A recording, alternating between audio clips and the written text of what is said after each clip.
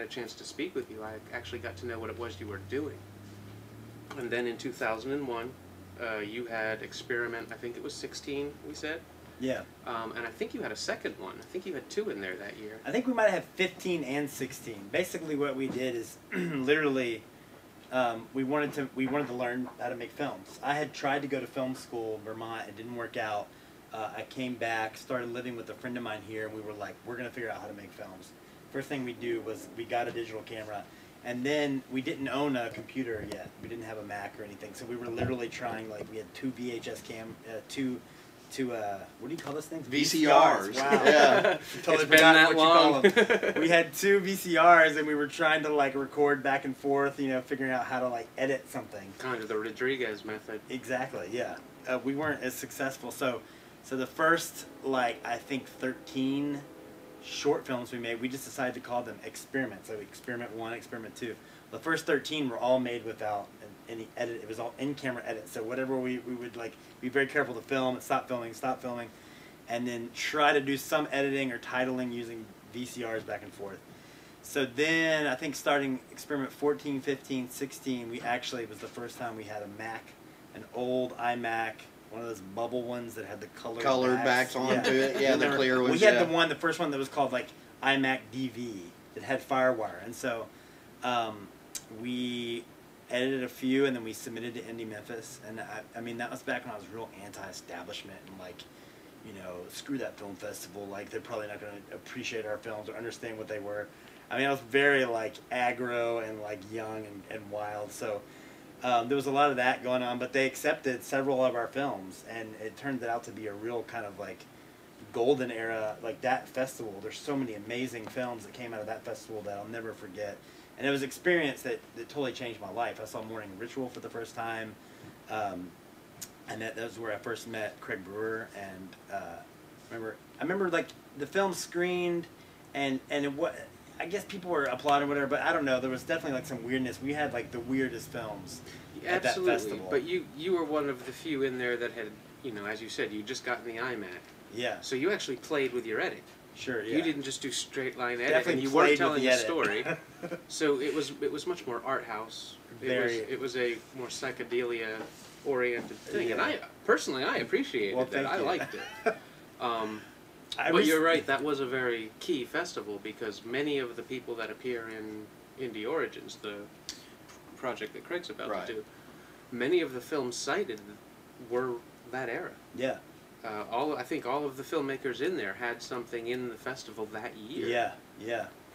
Yeah, it's an interesting space, like, that time, because, you know, so many people for the first time had access to equipment to make films. For us, we really, I mean, I rewatched some of those recently because I found the master tapes.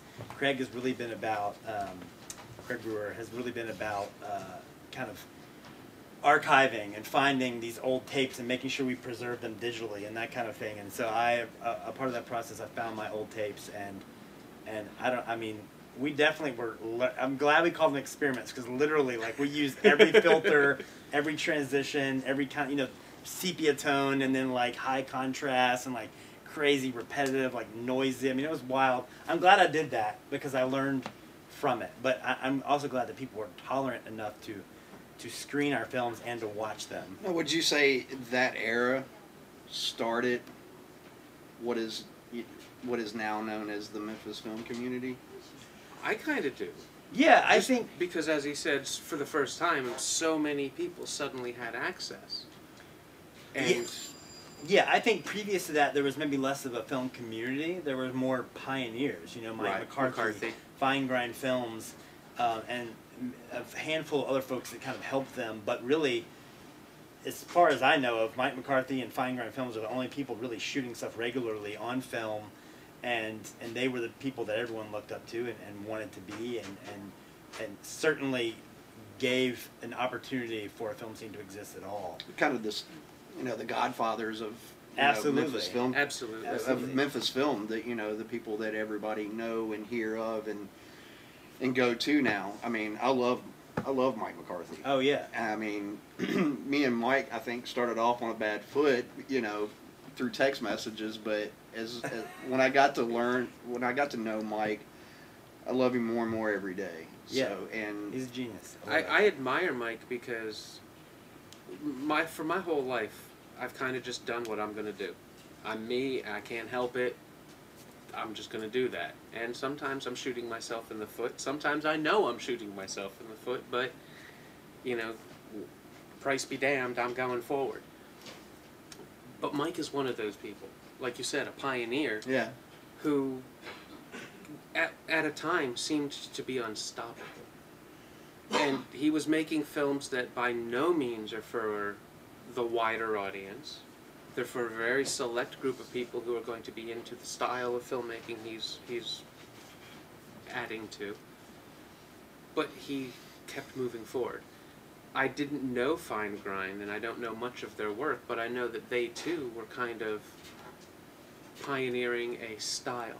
Yeah. In and of themselves. They were more that 70s era crime drama. Yeah, criminal movie. Yeah. Criminal movie Yeah. thing. And both of them are doing a very specific thing. And I admire the fact that despite the fact that they might not have an audience that big enough to support them locally, they might not have the distribution to get the audience on a wider level, but they are still going to do what they're going to do. And I think, like he said, that was the digging of the groove that allowed a next wave of filmmakers. It was the stepping stone Exactly.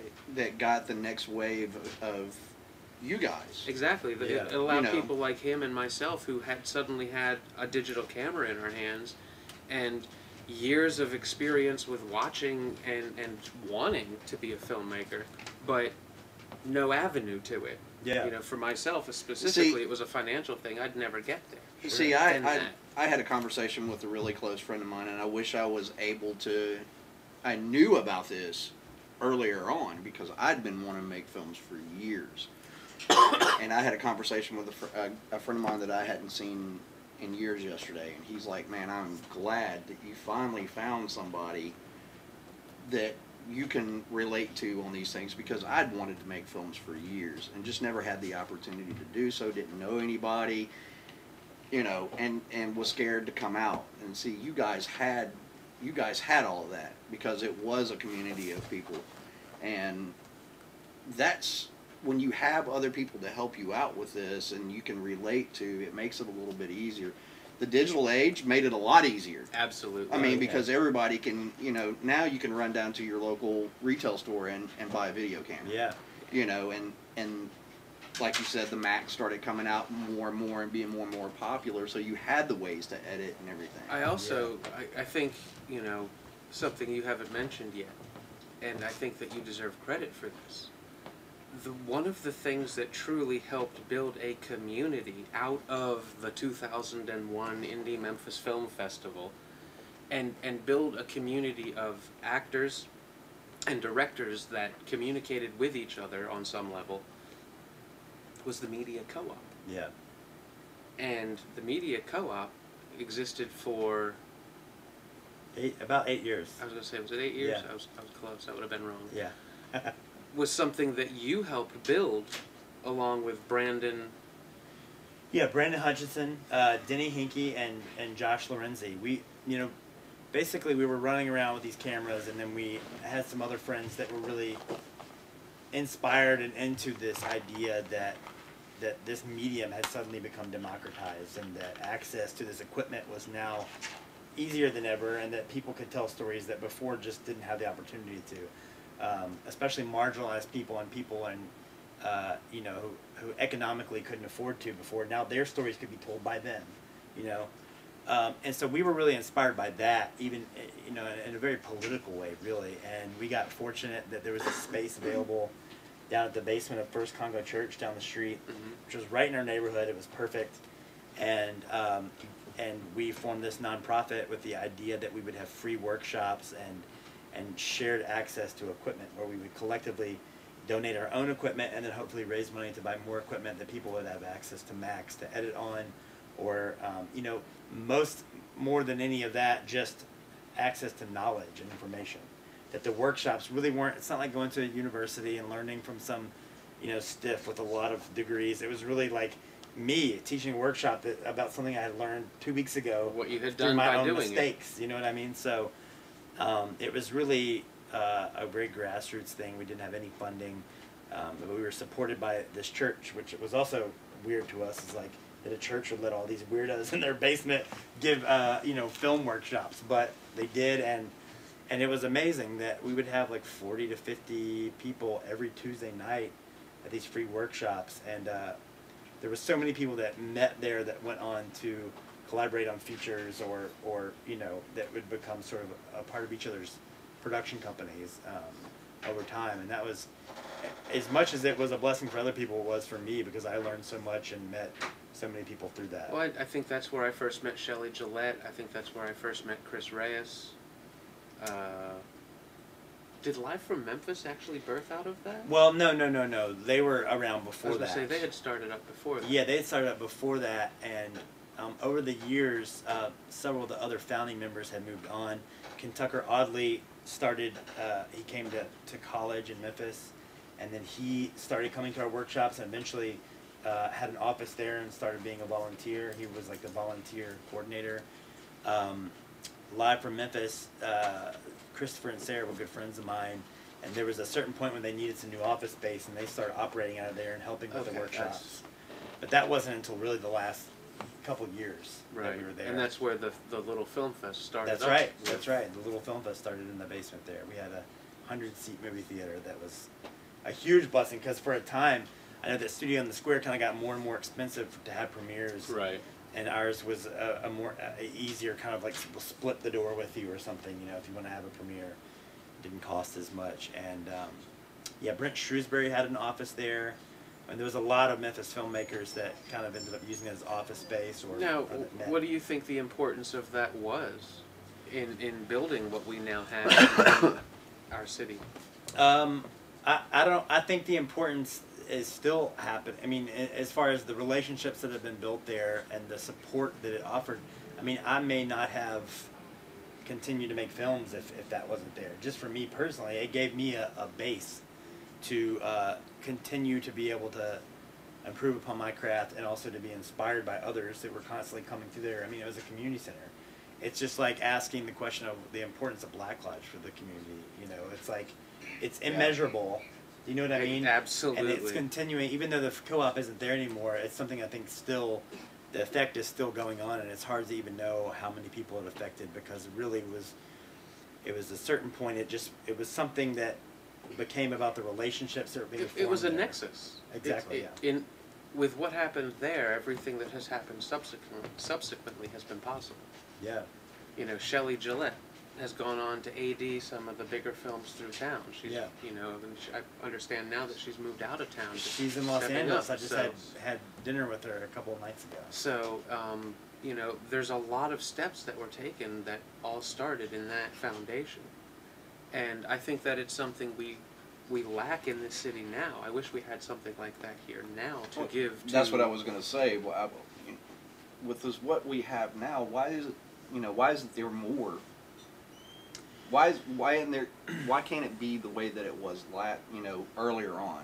I mean, there's so many more filmmakers. There's so many more inspiring filmmakers now in the city, around the city, that don't know how. It's funny you'd say that, because right before the show, Edward Valibus sat here for a moment and spoke with me, and one of the things he said was that the filmmakers in town, especially the front end ones, have all kind of become a little too cliquey. And they've lost that connection, they've lost that communication.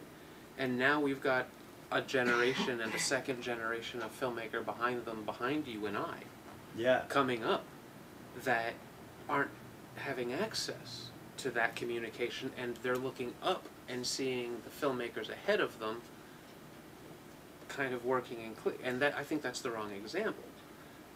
How would you think, possibly, we could spread something like that across the community and reestablish that kind of communication? Well, I think it's tricky. I mean, it was kind of a perfect storm, the way that all unfolded. We were a bunch of young people who were extremely energetic and willing to spend every second of our free time volunteering towards an effort that was also beneficial to us, but made possible by this donation of space. I mean, we only paid rent if we had donations given to us that were in excess of our own bills. Like we would have donations from the workshops to pay our internet bill or this or that, and the rest we'd give to the church. But they didn't require us. And that was an insanely valuable space. The money equivalent to that space here in Cooper Young is probably a couple grand a month. You know what I mean? Maybe more. I mean, it was a 100-seat movie theater and 3 offices. I mean, it's ridiculous that we walked into that space and all had the same amount of time and ability to volunteer towards it. But you know, I mean, we regularly had 5 to 6 people giving anywhere between 20 and 40 hours a week volunteering to run that space. And so, you know, find that group of people and find a space that amazing, and I think it could happen again. But it's not that easy to stumble upon that. And we didn't have any funding. We didn't have any sort of professional backing. There wasn't an established group backing us that was, say, the Film Commission or a film festival, because they're fighting for their own money, you know. So, so I think it's tricky. It's about time and it's about resources, and I think if those things can be gathered up and the right people have the amount of time, it can certainly happen again. What about even? I mean, you mentioned, and we constantly mention, the importance of Black Lodge.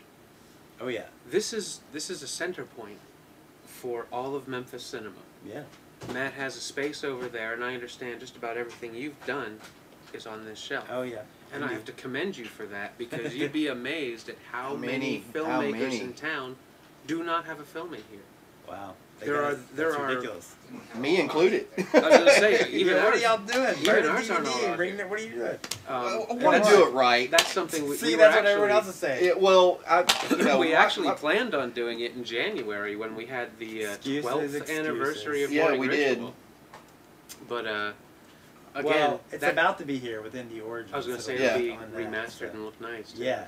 But you know, we have a number of short films that we want to get in here, but we tell everybody that we talk to, if you have a completed project of any kind, good, bad, or otherwise, doesn't matter. If you've made it, put it on the shelf in here, because you've put your blood, sweat, and tears into something. Yeah. And even if it isn't good, and even if you know it's not good, that not good is a lesson to the next filmmaker. Yeah, I mean, I think my early stuff when I was like 19 or 20 is still here, and I can't even watch it, but it's still on the shelf. But it's important that it be here. Yeah, I mean, put your mistakes out so people can learn from it, nothing else. Well, one of the biggest influential things Craig Brewer ever said to me is you have to watch bad cinema to know what it is. Sure. You have to learn from all levels of film. So even if it's bad, it deserves to be on this shelf. This is a venue for local filmmakers. It's an education. It's a library to come in and study from. And it's a place for your films to sit, deservedly available for posterity and the next generation of filmmakers. Why don't we go ahead and take a little cutaway? We'll take a look at one of the trailers for one of your films. Sounds and good. when we come back, we'll discuss a little bit about where you've gone since Media Co-op. All right. Sounds good. And take him just a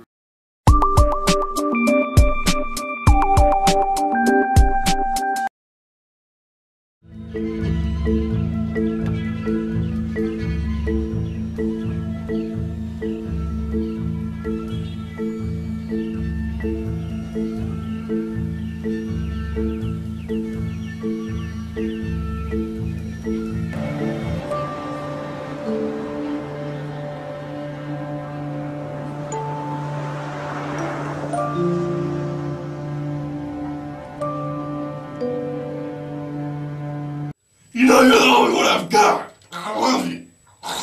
Yeah. I love you too, Mom. Thanks. Hey, Corey. Don't leave me. I love you. Thanks, Mom. What are you saying? I'm just saying that I'm sick of being comfortable. I want to give up all of the things that make me normal. Hey,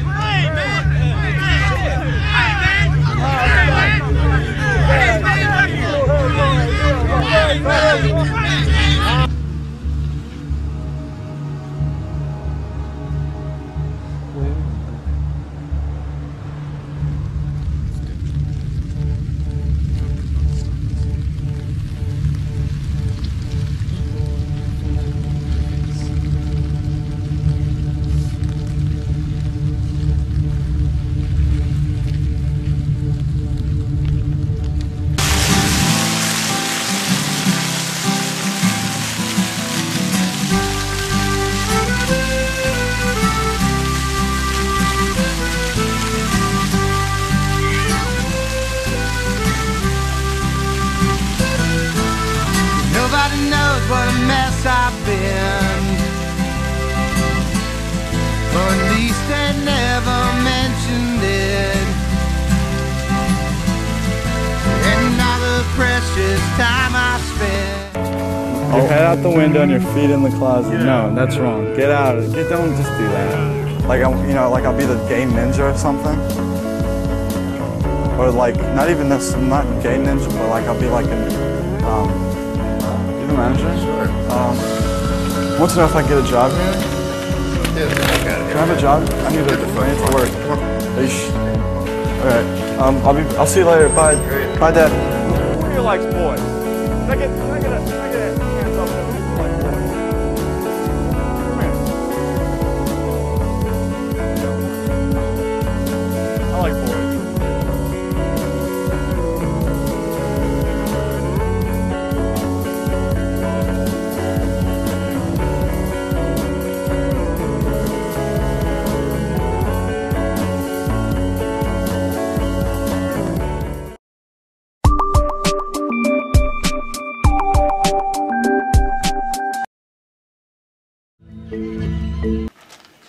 Alright, that was Away Awake. Look at some of the work of Morgan John Fox. Now, from Media Co-op, you launched yourself into your own film career, Away Awake being one of those films. In order, I don't remember where that stands, but... Yeah, the first film that I made through the Media Co-op was Blue Citrus Hearts. That was the film that got me into filmmaking. It was a script that I wrote when I was about 18 and decided I wanted to go to film school. I was a freshman in college, wrote that script, decided I wanted to go to film school. I left the college I was at, tried to go to film school, it didn't work out. Moved back to Memphis, decided I need to learn how to make films on my own. And slowly after that, started the Media Co-op. And then after making probably 20 experiments, I finally was like, all right, it's time to make this feature that I set out to make. And the first film, Blue Citrus Hearts, we had a 2-person crew and about $2,000, shot it over a year. Went back to the high school that I graduated from, used a lot of those kids, used the same theater teacher that was my teacher. She played herself essentially. And then made that film and really thought like some of these other films, we would screen it at Studio on the Square or something and that would be it. And that was good enough for me, you know. Right. It wasn't like we had a bunch of backing or really any expectations. And it just so happened that we ended up getting in a bunch of film festivals and then a bunch more. It screened at like 50 film festivals. We got a distribution deal and made money off of this movie. It was like, well, I guess I'm a filmmaker now. You know, still working at the coffee shop down the street, still doing the Media Co-op. And so I was really surprised by that success. You know, the film right. was now, it was available at 5,000 Blockbuster stores across the United States, you know, and I was like, it didn't make any sense to me that that was possible with this little camera and this no-budget film with non-professional actors. But so quickly after that, I was like, well, I got to make another film now. I'm a filmmaker. And I kind of rushed in. It was one of these things that I think now is become like the second film, like blues, you know, it's like... Kind of like the music phenomena of the sophomore album. Yeah, it's tricky, you know. For me, I rushed into needing to make another film. Whereas Blue Citrus Hearts, from when I wrote it to when it got made, was like 5 or 6 years, almost, you know. Right. I think it was 23 when it premiered, and I was 18 when I wrote it. So but then within, you know, 6 months, I'm gearing up to make a new film, you know, because I was like, I need to make a new film. But I rushed into it, and I'm proud of Away Awake. I think it was you know, we suddenly had a 10-person crew, and we shot it in like 16 days as opposed to a year. It was really an effort to make a film the way a film was supposed to be made, even though it was still made for under $10,000. For me, it was still like, it was like triple the budget of the first one, so I thought it was like a huge, like, we're using cameras that are this big instead of this big, and there were some great performances, and a lot of people donated time to make it, but it wasn't, I never felt as close to that film. Well, yeah, I don't think you'd ever feel as close to your second film as you do your first film. I mean, that's sure. You put all of that time, energy, and everything else, like you said, over a course of 5 years. You know, with your first film, a lot of everybody that I've ever talked to, your first film always takes you X amount of time. You know, Sure, you just yeah. don't dive into it. Right. But then the second one, you go, okay, now it's bigger, it's better, but I don't feel the same. I had I had the weird experience because my first film was basically handed to me.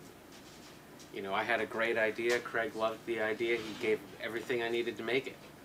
I made Morning Ritual, saw what it became, and suddenly sat back and went, oh God, what do I do now?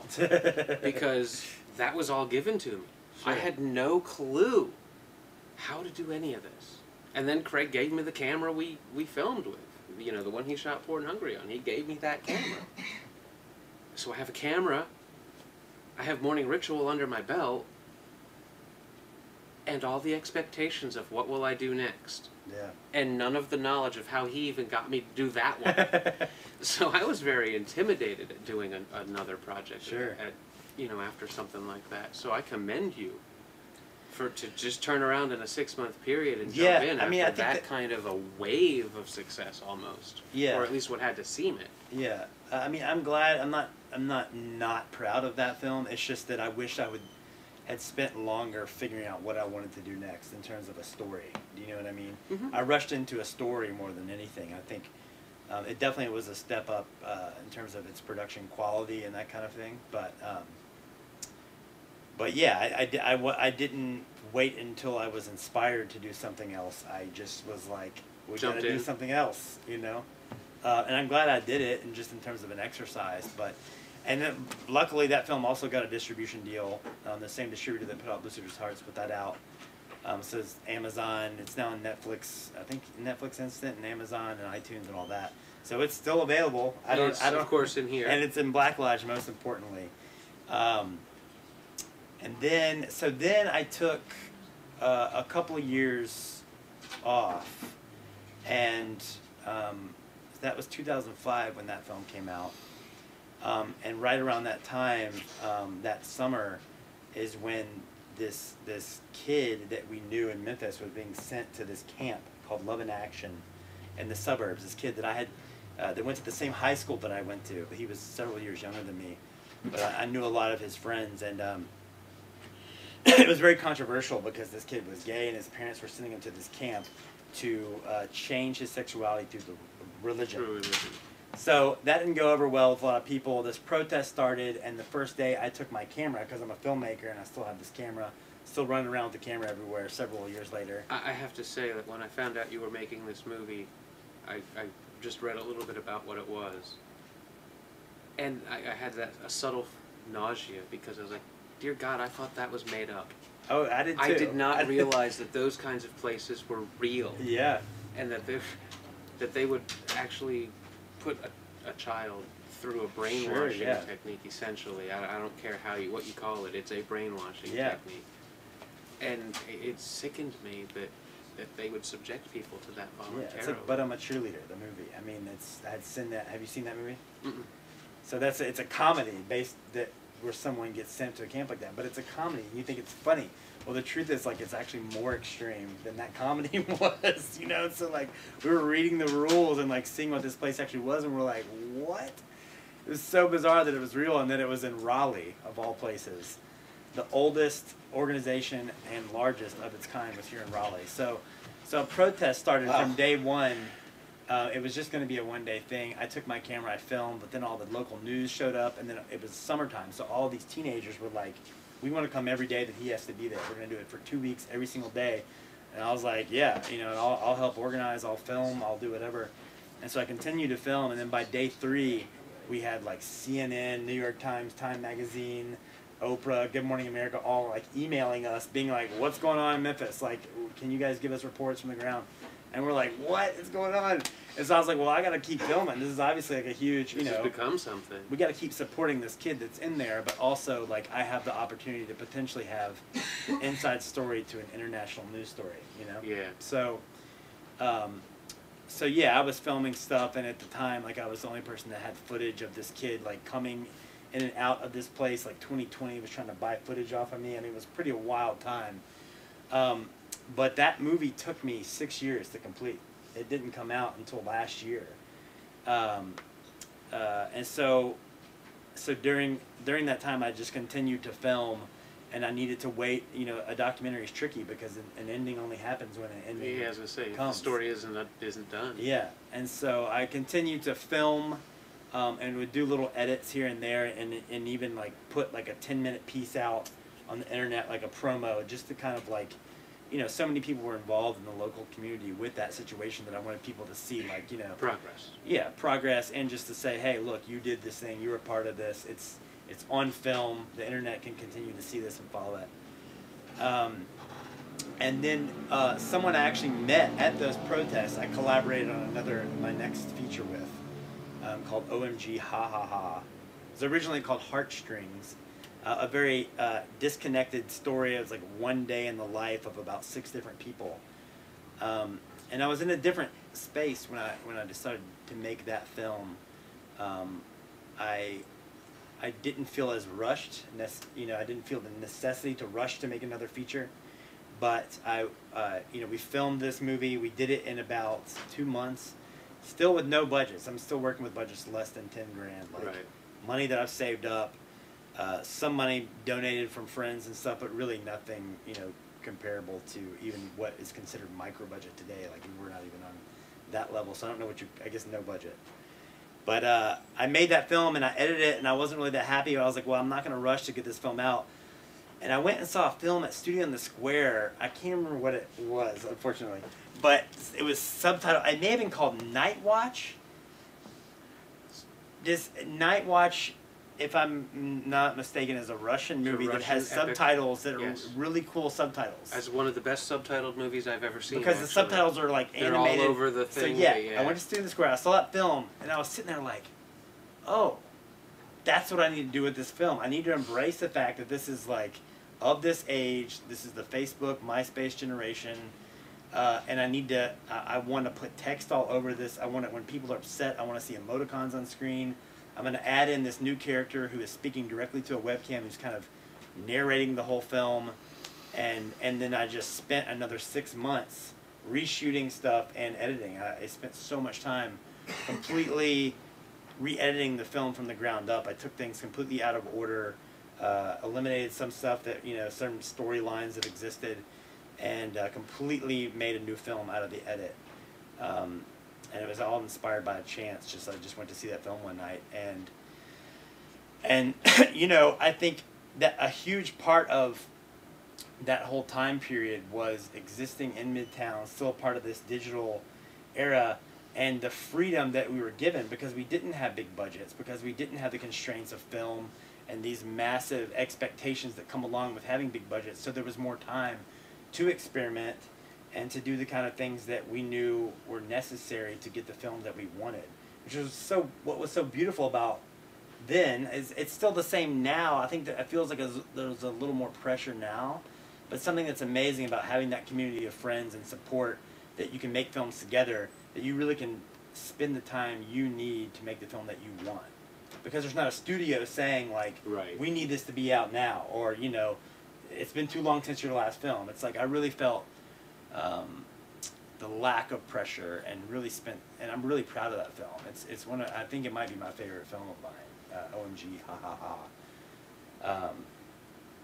Yeah, so I think that there's something to say about having no budgets and that freedom. It does definitely challenge you to really, really work with what you have and understand. And a lot of the times, you know, when you have those no budgets, you have those non-existing restraints, a lot better product comes out because you're not so rushed. You don't have people breathing down your neck going, how are you spending my money? Yeah. You know, how are we going to make this money back? I mean, that's one of my biggest fears. I mean, I'm working on my first feature.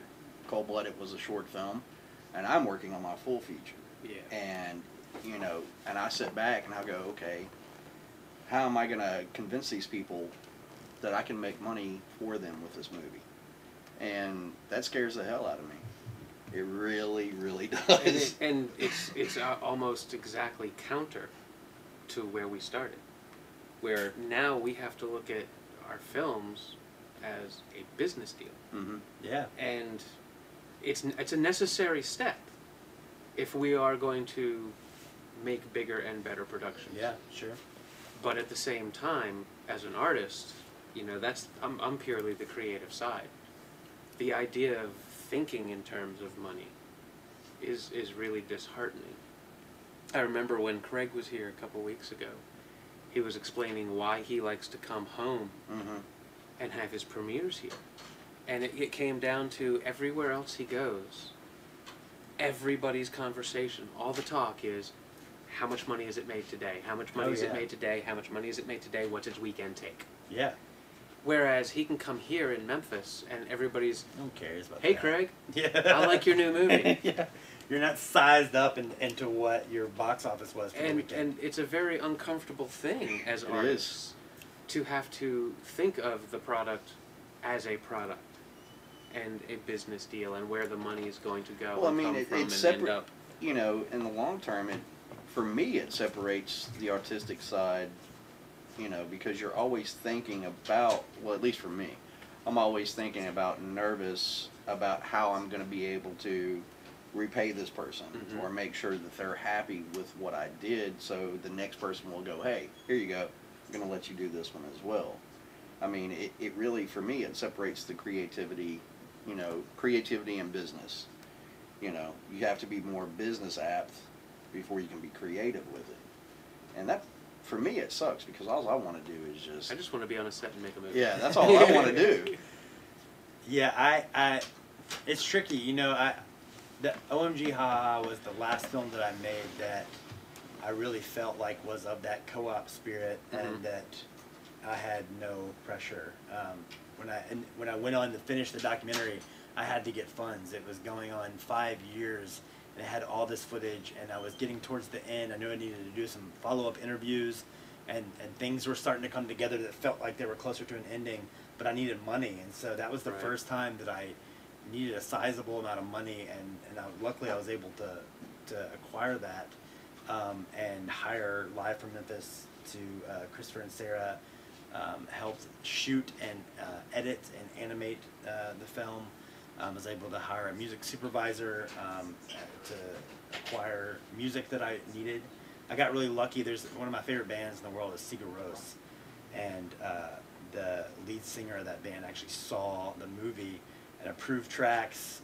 You know, I mean, a lot of things came in line that I wouldn't have been able to do, you know, unless I had a much larger budget. That still, because it was a smaller budget, I was able to do. People did plenty of favors and that kind of thing, but it still, for me, it was the first time I had a sizable amount of money involved in a project that felt more pressure oriented, but still, it was still kind of a carryover from that era. So that was kind of my in between. Now, what's the difference in the feeling from, you know, Blue Citrus Heart, where you had no money, but you got all this distribution, you got all this crowd, you got all these screenings, to actually having something where there was money and being able to put that in the can and get that?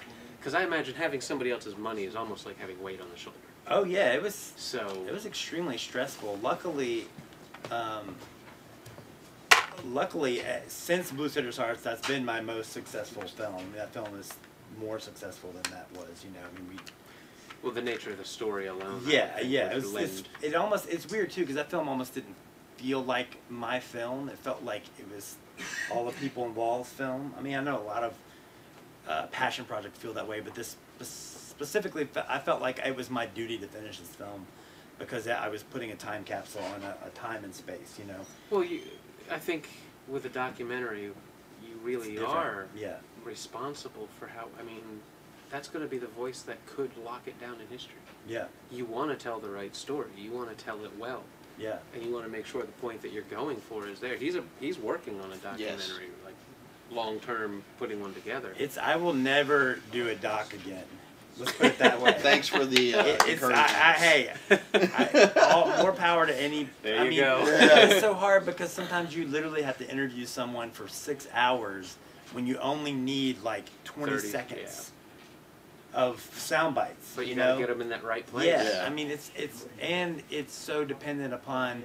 There's so much pressure to tell the story right, and the responsibility to the truth and to history.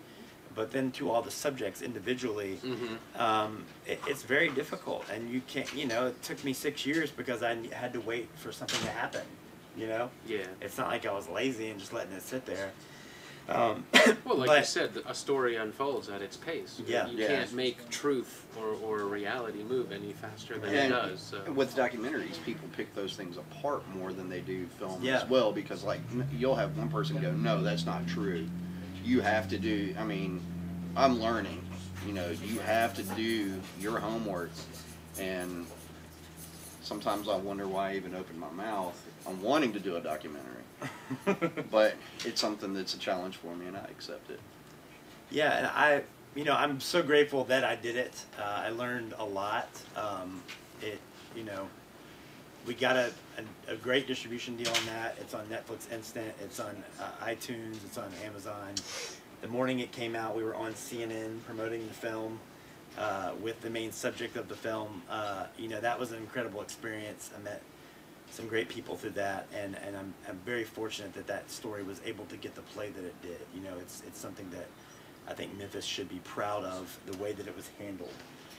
That organization no longer exists, you know, because of the people that stood up to it. So that was a great experience. I'm glad I did it, but I don't have an interest in continuing to make documentaries because they're very difficult, and I'm not a documentary filmmaker, you know. Right. I mean, it wasn't too far stretched because I'm very used to kind of dealing with a very improvised kind of shoot as you go, run and gun type of, you know, situation. That's how I've always shot. So it wasn't that big of a stretch for that, but it's so difficult to deal with having to tell the truth and a responsibility. So you can't guide the story.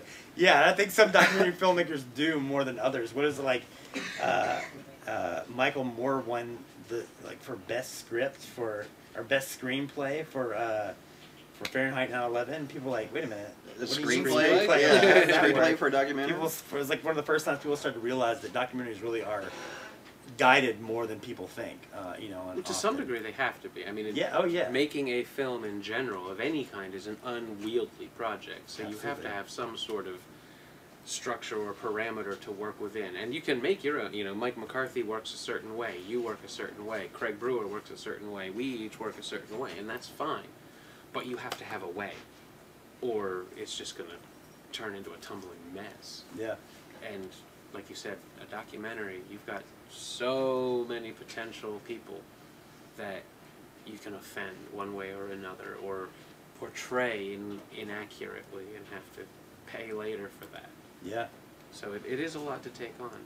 Yeah, definitely. Where does it point you now? Well, around 2008, when OMG had just finished, that was the last film that I completed while being at the Media Co-op. Right. Right around that same time, shortly after that, I was still working at the coffee shop, doing that whole thing and balancing having like a part-time job and starting to make films that were making some money but not enough to make a living off of. And then I had become pretty good friends with Craig Brewer, and he had this idea to get this web series going and was trying to get funding. At first it was like talking to MySpace about doing it, and then he was kind of talking about funding it on his own. But then he pitched it to MTV, and it was called $5 Cover. It was based on Memphis music scene.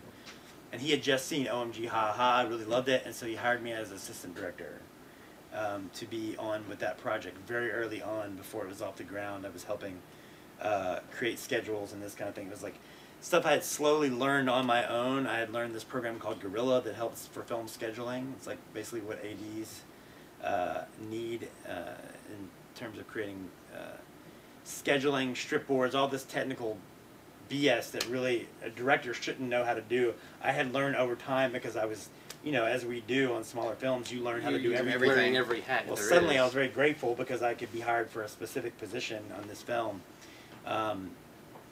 this web series, and that was when I first quit working at other ones and decided I was going to, hell or high water, be a full-time filmmaker, you know. And so we did that film. I ended up being on that for about 8 months because I was on pre-production. We filmed 16 different web series over a summer, and then I edited, I think, like a third of them, along with Nathan Black edited the other parts. And so that began a part of my career where I have begun to balance making my own films and working on other productions. So I've now AD'd about 10 different productions. I also edit and produce for people. And so that has been something that I've learned. Just $5 Cover alone, ADing that and editing that, it was such a different experience for me. Being on the largest crew I'd been on was 10 people, and suddenly being on like a 30-person crew. And then also editing at such a frenetic pace. You know, having to have 8-minute webisodes for MTV and that kind of feel, you know, it's so choppy. It's a 3-camera shoot, and I was so used to doing these improvised, slow, meandering films with all these like beautiful one-take slow, you know, what I thought was beautiful, you know, slow, one-take, you know, whatever, very gratuitous kind of stuff. And suddenly this like frenetic, fast-cut MTV style thing that was like music video after music video. I learned so much as an editor, and really kind of started this new leg of my career where I think I now look at filmmaking differently. I also now have to make a living as a filmmaker. Mm-hmm. And so I talk about the golden era of the media co-op and all these films that I made for no money in a very specific way, because it has such a different meaning to me now. Because it's so much more difficult, if not impossible, for me to make films on that level now. Because I have to pay my bills, I have to make a living, and it's hard to take off, you know, from beginning to end, from pre-production to edit, you know, to picture lock on an edit. You know, you're spending up to a year, sometimes more, on a film, and I can't just take off that without having, you know, major funding on a film.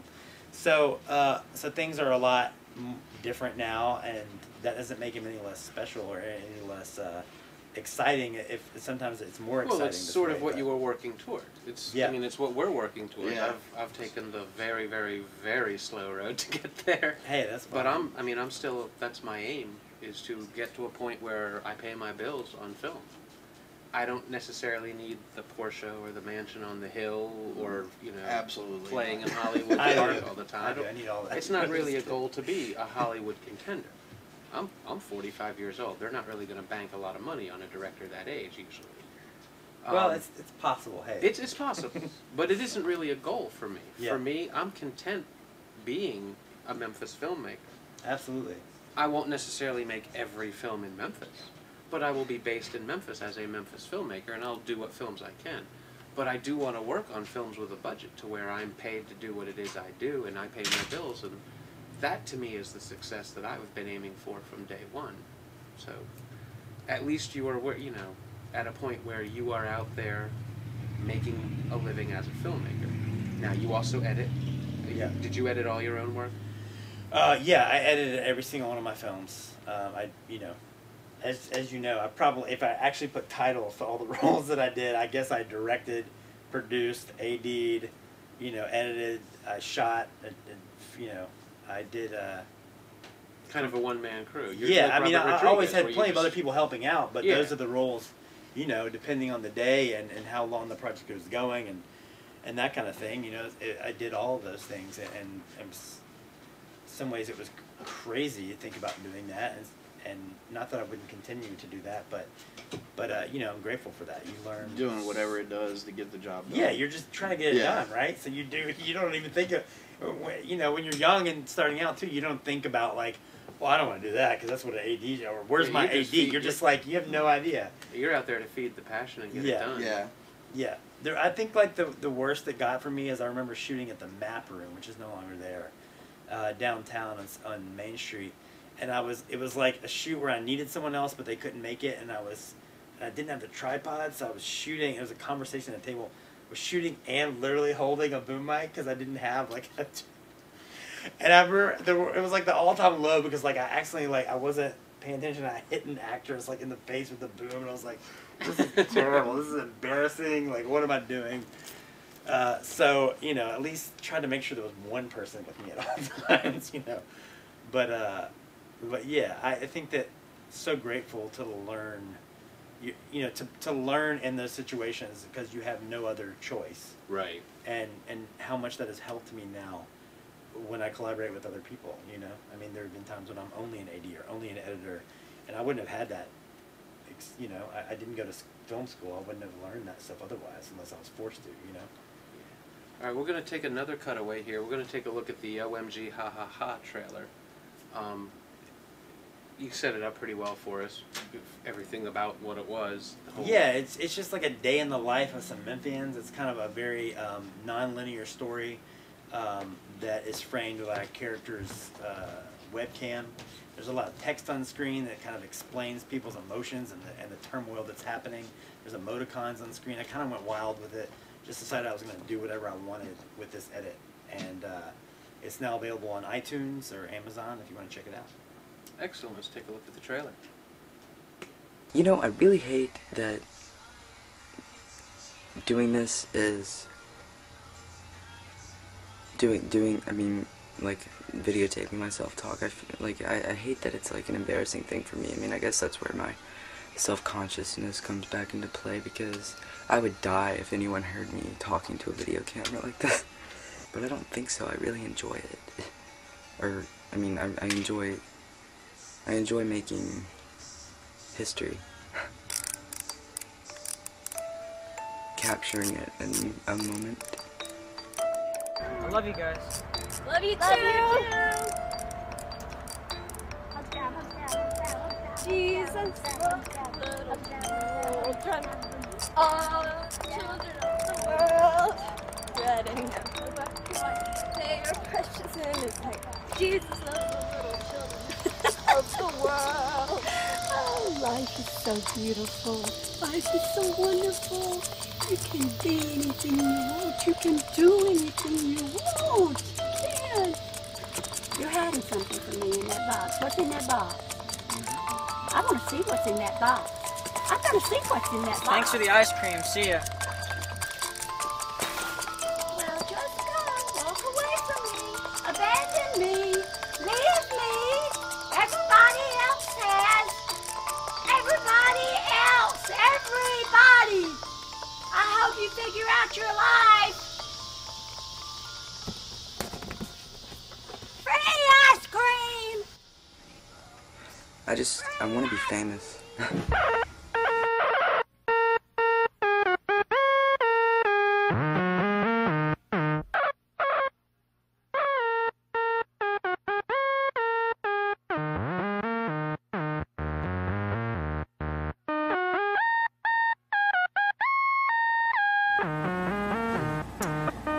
I want you guys to know that I'm not running my life into the ground.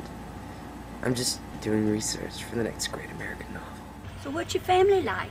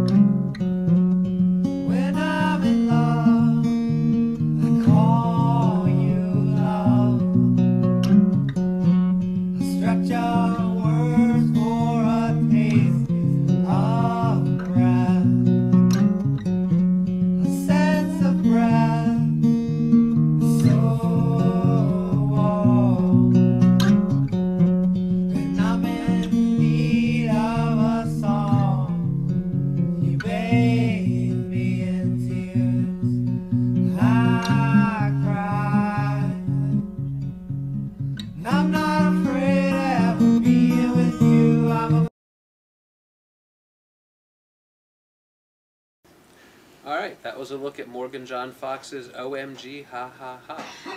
Now, that was your last narrative film. That's right. Followed by, of course, Love in Action, which is a documentary. Yep. From there, you've done a lot of work for other people. I know you've worked with Tucker Audley. Yeah. I know you've done some work with Craig Brewer. I know you were on $5 Cover, as we discussed, but I think you've done some other little things for him as well. I know you did the remastering and edit on Indie Origins, did you not? Yeah, well, Poor and Hungry, and so yeah, my collaboration with Craig started with $5 Cover, and then Savage County was the next project that we did with MTV. It was Craig's local production company is BR2 Productions. Mm-hmm. And so I basically started to work with BR2 and whatever they were doing since then. And Savage County was the next thing that we did. Craig was an executive producer, but he was actually gone. He wasn't in Memphis when we were doing that. But his assistant, Aaron Hagee, produced that. And I was the second AD on that. And then I started to just kind of do random collaborations with various filmmakers. I line produced a film for Kentucker Audley called Holy Land. It's one of my favorite films of his. You can, I think he has it like free on YouTube. He likes to give away his films. He like will just, he'll be like dealing with them at festivals and then like have all these awards and stuff and then suddenly be like, all right, I'm just giving it away for free on the internet. I'm like, you're crazy, dude, but that's what he's constantly done and it's worked for him. So, and then I've collaborated with Mark Jones. I've worked in the AD department on that film, Tennessee Queer, of his that he did. Brian Pera.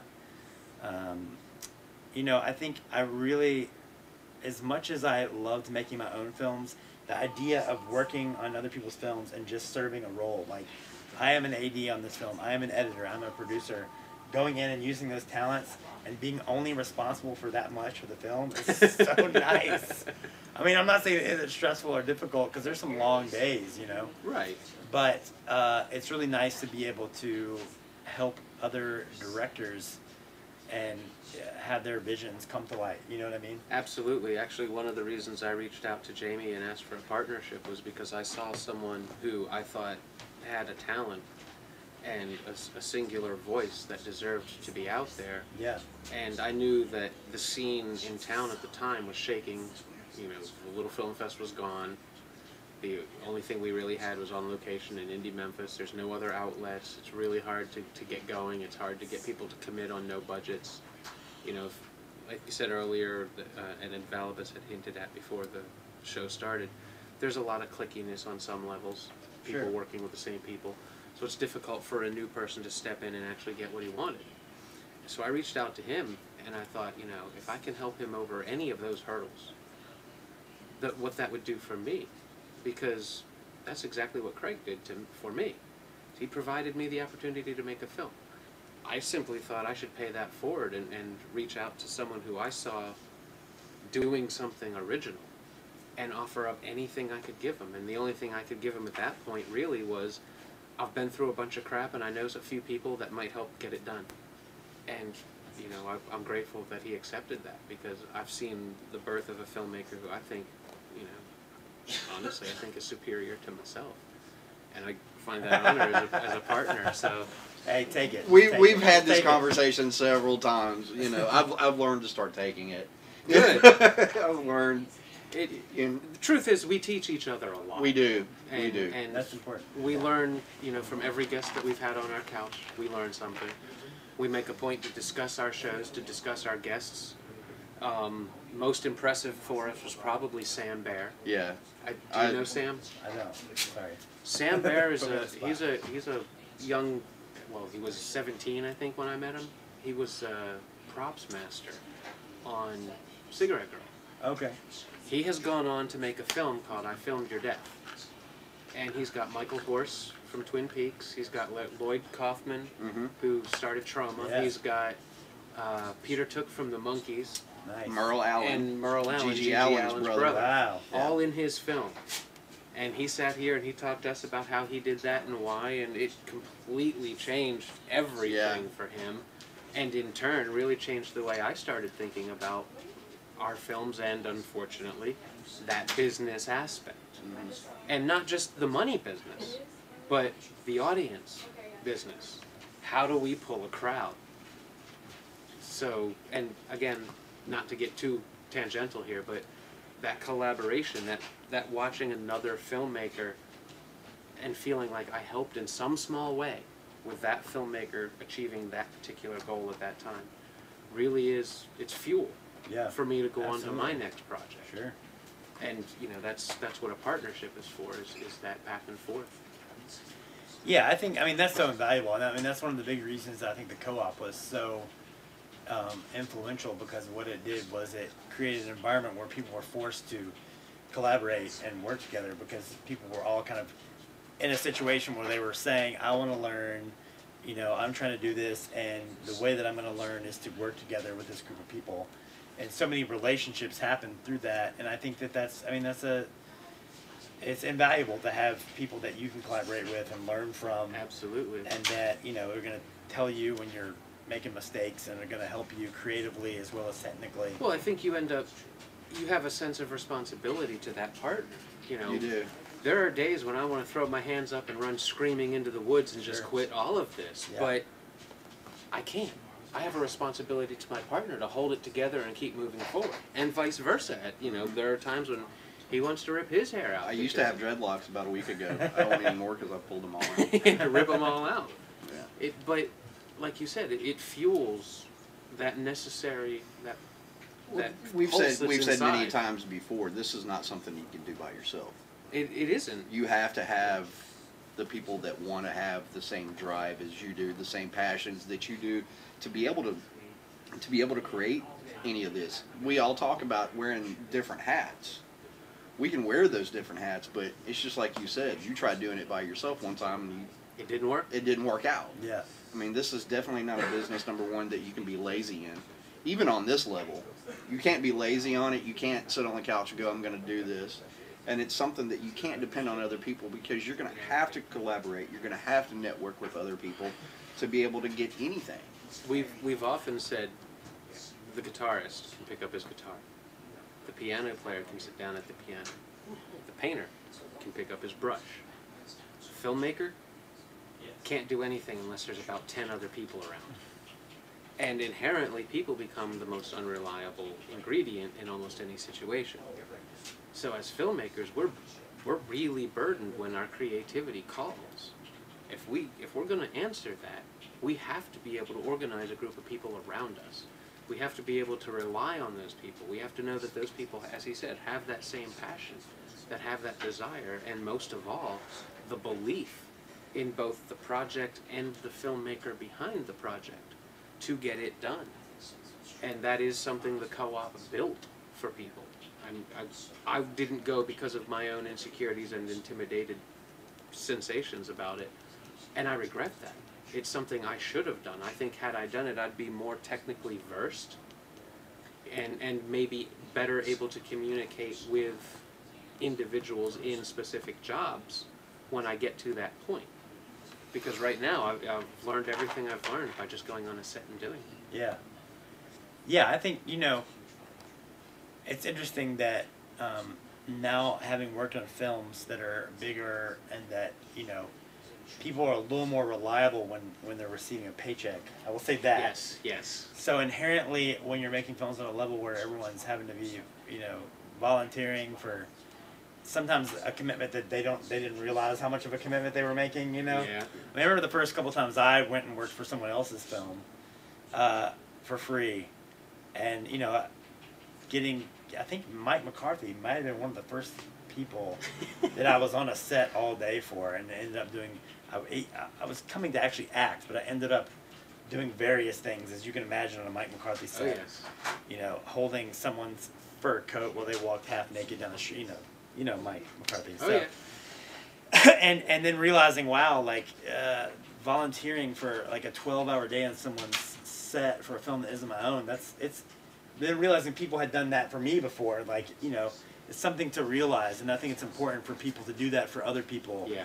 To realize what it is to receive that kind of love and Yes. care from And someone else. we've mentioned that you a know? lot. Yeah, I've actually done it. You Yeah. know, I've actually gone on to other people's set and said, hey, I'll just carry cable for you if you Yeah. need be, you know, just to show my appreciation for what they have done Yeah, for one of absolutely. our films. Yeah, we very much, you know, we owe everything we've done to those people that have come out, that we've given a slice of pizza or a burger to, and they spent their day sometimes just supporting what it was we were doing. And, you know, to them it might have been the next big epic, or it might have just been that little film project he's Yeah. doing. But they still came out. And, you know, we've learned that, you know, and some of it's just our nature, but when we have a group of people on our set, that's our family. Those people loved us enough to come out here. They believed in us enough to come out here. We owe them everything we are. So that's immediately our little family, and we treat them as such. And, you know, I highly recommend anybody to come onto one of his sets, because that woman over there, does all his cooking for him. Uh-oh. And you get far more than a piece of pizza on one of his sets. All right. But it really comes down to treating the people. Cable for you. You will eat really well. But like you said, it comes down to having people around you at all times who will support you. And that is hard to build. So you going out there after your successes is reminiscent to me of, Craig Brewer. The day he won the Hollywood Film Festival with Poor and Hungry, he went back to his hotel room. Everybody in his hotel room started partying. He called me to talk to me about my film idea. And I was like, you just won an award. Go get drunk. I'll be here still. But he had the wherewithal He's to... tireless. He got an award and immediately thought of the next person. Yeah. Then he makes Hustle and Flow and immediately comes back to town and does $5 cover. Everybody's local. And that changed it for a lot of people.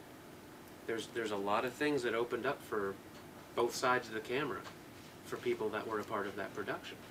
And he's done that each time. He's always come back after what he's done. And you stepping out and helping Kentucky, you stepping out and helping Mark Jones with Tennessee Queer, that movie may very well have changed Mark's life. I didn't know Mark well prior to that, but because of that, and because of the talk that was about that movie that was going around, I became aware of who he was, and I started seeing him in more and more places, and I started talking to people who were talking about that movie. So that could change his life. Yeah, Mark, I want to talk about Mark for a second. That guy, he was one of, early on, Eli Parker's Getting Married was his first film. That's the first one that I saw. And I just thought he was amazing, a huge fan of his. And the first time I got to work with him at all was on Tennessee Queer, but before that, he was a supporter of mine. Both just as a mentor and even financially a couple times he donated. Just a huge supporter. I mean, that guy... Well, Mark, he's a really good guy. I mean, all through fantastic. Cold-Blooded, he supported me through Cold-Blooded. He even came out on the set of Nature. Yeah. We had live music, which was a little much for me as well, but he didn't stay long because of it. But he took showed up the to time it. to come out and show his support. Yeah, Mark is a phenomenal... I love Mark. He's a phenomenal guy. Shout out. And at some point, Mark, if you see this, we need to get you in here as well on this couch and have a conversation because, again, one of local Memphis's more important filmmakers. Yeah. And, that's kind of what we're trying to do is expose not just the filmmakers and their work, but the human behind it. We could sit here and we could have the interview you'd have on CNN or the interview you'd have on any other talk show, but I like that we're having a conversation. We're seeing who Morgan is. Yeah, it's cool that you guys are doing that. It's an extension of kind of like what we were doing at the Media Co-op. You're keeping the film scene alive and keeping people talking about what's happening. It's more than just keeping the film scene alive. The film scene alive. It's we don't want people thinking that it's just all about film. We want other artists to come in and to be able to promote themselves. This is a venue that we say, hey, come in, talk about yourself, talk about what you're doing to be able to promote you. And we've met a lot of great people doing this that have helped us in some form or fashion with our films. The goal really is that we hope every guest will take the time to tell their fan base, I'm on this show.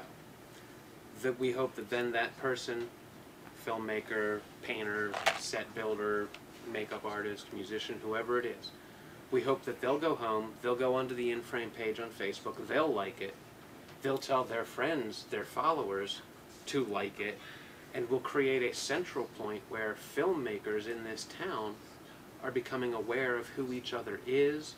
They're finding out that it is possible to sit down and just have a conversation with Morgan. He's not some big filmmaker that is unattainable to me because I'm just a high school kid with a camera. They can have a conversation with you. They can come to Black Lodge and maybe even run into you because this is a place where God knows who's going to walk in at any given moment. True. But it's important that people know who each other is, whether that's a director, an actor, a musician. We had Robert Coletta from the MRC on here, and he brought 4 or 5 bands with him. Each of them came out, They played a track or two right here. In the process, he heard one of the songs. He realized that that song thematically fit with a short film he's putting together. So off camera, he went and he worked out a deal with that band, and he's going to be including their music in his film. That's cool. Simultaneously making them a music video. Oh, nice. Instead of paying cash, because you know neither one of us has cash. They don't have cash to make a video. The barter system. It's is a barter the best. system. It's an artist lifting another artist up mutually, and they'll end up with a music video, and he'll end up with a great song in his film. That was created because of this show. That's the goal of this show, is to bring on, like he said, artists of all types. I don't care what they are, because as filmmakers, we need it all. We need a set, we need costumes, we need makeup, we need music. Somebody has to make that. I personally, as much as I love Led Zeppelin, Pink Floyd, The Doors, whoever else you might want to name, I'd love to have their music in my films. But it's more important to me to find a local musician and put their music in my film, because they deserve the exposure. We're in Memphis, Tennessee. This has been a music city from day one, and it's still out there. We have all kinds of music. We aren't just a blues town. Everything that exists in this city, and it's available to us. If we can get them on this show and create a central networking point to where filmmakers, musicians, actors, actresses, and all these people see what each other's doing, and if it's done right, we hope, use the in-frame page to post. Throw the trailers when you have a new film out. Let us know what's going on so we can talk about it on this show. We'll run, we tell any guest. We'll pull stuff off of YouTube. Give us video files. We'll have them converted and we'll run them on the show like we've run your trailers. Sometimes we talk more. Sometimes we show more. It depends on the nature of the show, the nature of the conversation, and where it leads. But that is the point. It's to create an online digital version of what you had at the media with the co-op. Yeah. Just at least that social side of it. Yeah. We can't sit down necessarily and teach someone to edit right here. But someone watching this show right now could find out you're capable of teaching them that. And maybe they can contact you and say, hey, Morgan, how would I do that? I don't know that I am capable of teaching that right now, but... Well, but you see what I'm saying. Just call me up. I'll give you editing lessons. if they need an AD, if yeah. Someone out there, the next Kentucky Audley, the next Craig Brewer, the next Morgan Fox, someone out there that needs that little extra piece of guidance, this could be a place where they could find you. Go to you, connect with you, get what they need, and maybe become one of Memphis's next important filmmakers. And that's been the whole point from the beginning.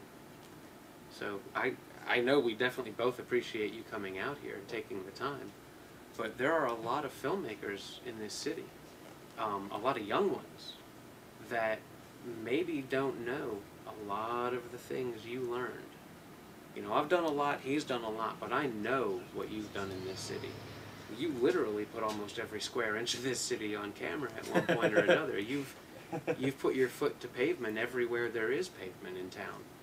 And you've learned a lot along the way, and that's knowledge that someone who is about to make their first film could very much use. Yeah. So if we could create something like that, where it's an open network system, where, when these film society meetings happen, we all talk about it, we go to a society meeting, we meet there, we've connected through this in frame, we've had previous conversations, we have something to talk about at that meeting. Or you set up other meetings or something like that. It's a networking system. And we really hope that everyone will take advantage of it. Yeah, absolutely. So, now that we've gone off on that tangent, some of the other things that you've done in town with people. I know you said Kentucker, but... Yeah, so really over the last several years, the filmmaker I've collaborated the most with is Craig Brewer. I assembled a team of folks to remaster his first feature, The Poor and Hungry. Ryan Azada, Freddie Romero, a friend of mine, John Tom Romer, Saki Manosaki's, a bunch of people. Like over time, it took us really from beginning to end, it took about 3 years to fully remaster it. But it took a team of about 5 people some more than others, but about 8 months just to re-import all those old digital 8 tapes and recut the film shot by shot. The film was then remastered and up-res to digital by this company out in California. A lot of it was rescored, and it'll actually finally be released on Blu-ray and DVD later this year. So that was something that excellent. We collaborated on. I made a 30-minute making-of doc called The Poor Man's Process, where it talks about how Craig started making films, how The Poor and Hungry started getting made, and then it sort of ends with how that led to Hustle and Flow getting funded. Okay. Now, when you were doing that, did you also do the morning ritual, or did someone else do that? That we re-imported the morning ritual. Yes, we didn't end up. The morning ritual didn't end up going to the lab in California, but we re-imported it, and I think we did some sound work on it. We didn't change too much. That was what was so amazing about that film, is the sound was so, sound design was so incredible. We did such an amazing job. Absolutely. So I think all we really did was we re-imported it and we did a small up-res of it, so that it's now on Indie Origins. It plays in a more of a HD format. Well, yeah, I noticed when I was in the theater when Indie Origins aired that it looked so much cleaner than the last time I had seen it on a big screen. Yeah, we went back to the original source so that it, you know, it's not a copy of a copy of a copy. Right. It's from the original source files. So, so yeah, we did that, and then Indie Origins came about last year. Something else I collaborated with Craig on. I produced and edited that along with other people. Production. Yeah, we really went fast. His assistant Aaron Hagee also was a producer on that, and then we also had several other editors. Laura Jean Hawking was one of the other main editors on that, and we also had several people who came for like a couple nights. Edward Valibus Phillips was one of them, and so that film, it was really wild to do, because through that, it's basically, for those who don't know, it's a story of, it's Craig revisiting the time when he made Poor and Hungry, and then worked with other filmmakers as yourself on Morning Ritual, and all these other filmmakers during that time that inspired him and that showed films at Indie Memphis. And you know, I mean, we've got Brent Shrewsbury, Brent Shrewsbury, I'm a huge fan of. Yeah, Feingrain, Pickle, you know, incredible. The Ryan Parker. Well, yeah, it's Ryan Parker acted. People don't know Ryan Parker. Yeah, and it was right on the tip of my tongue. And yeah, Esophagus is the name of the short film.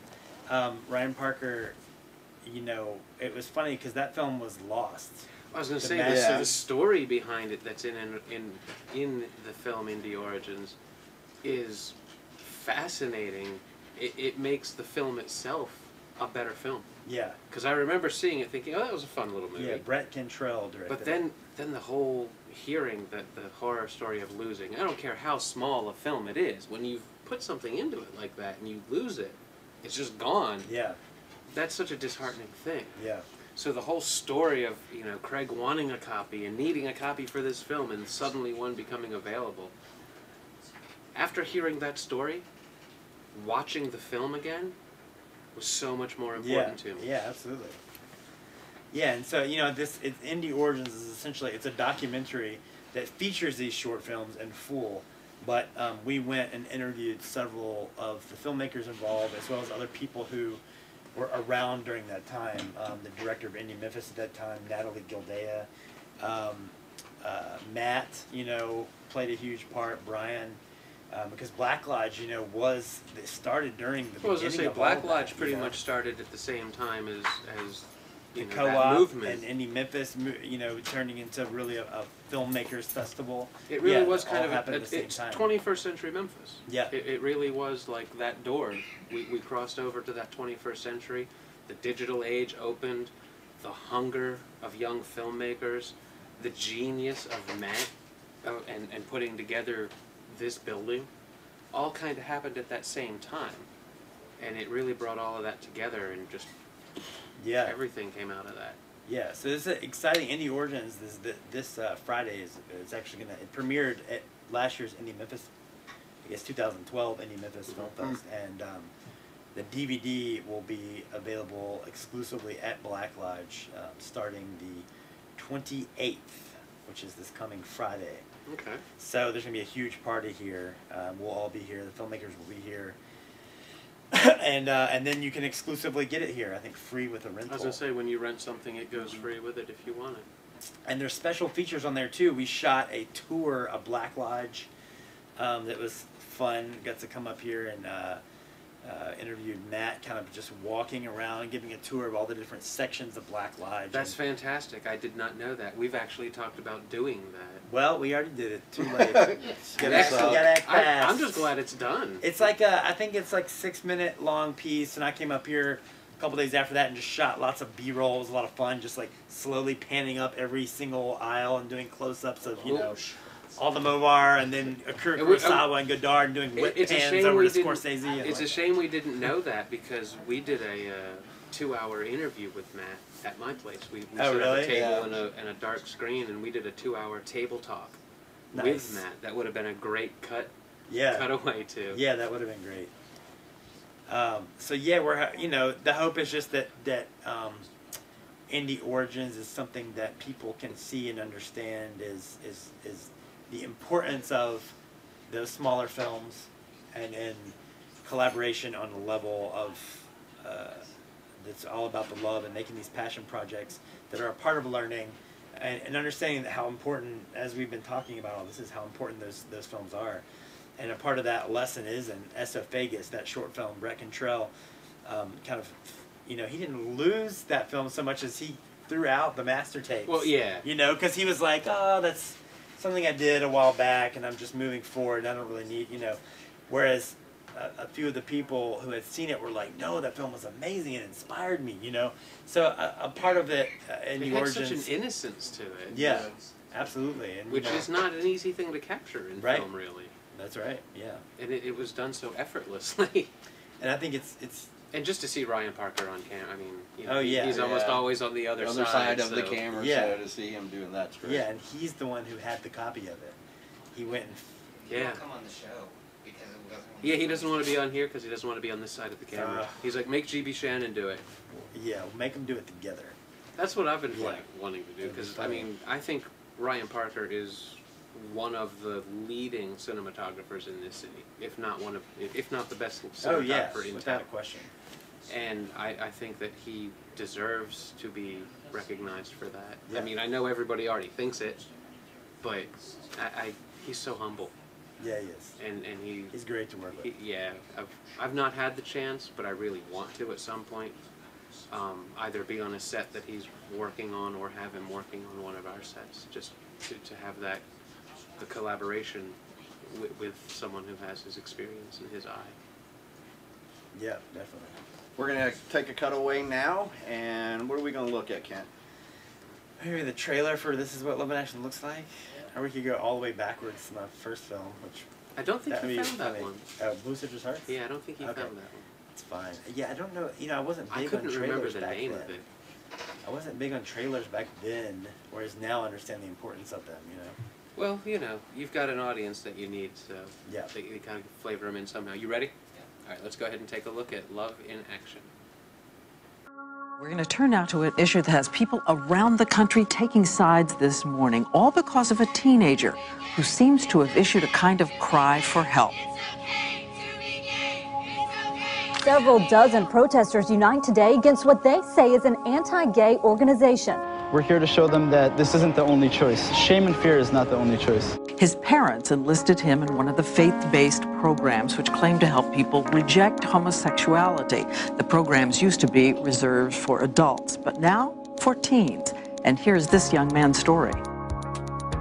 They were talking about this program, Love in Action.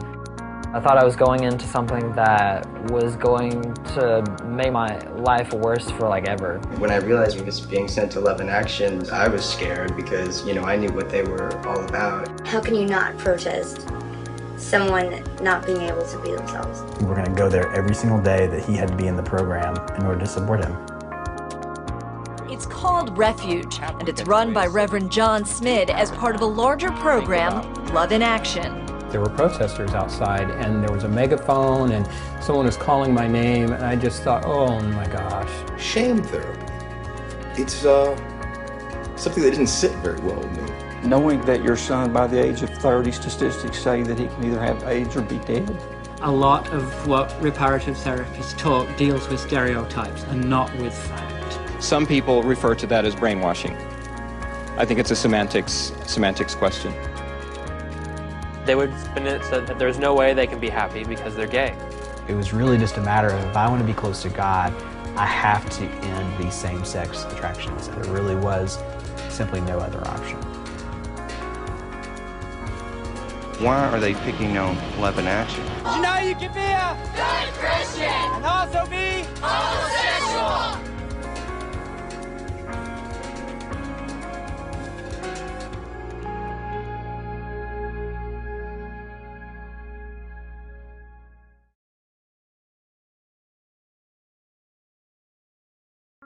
We're going to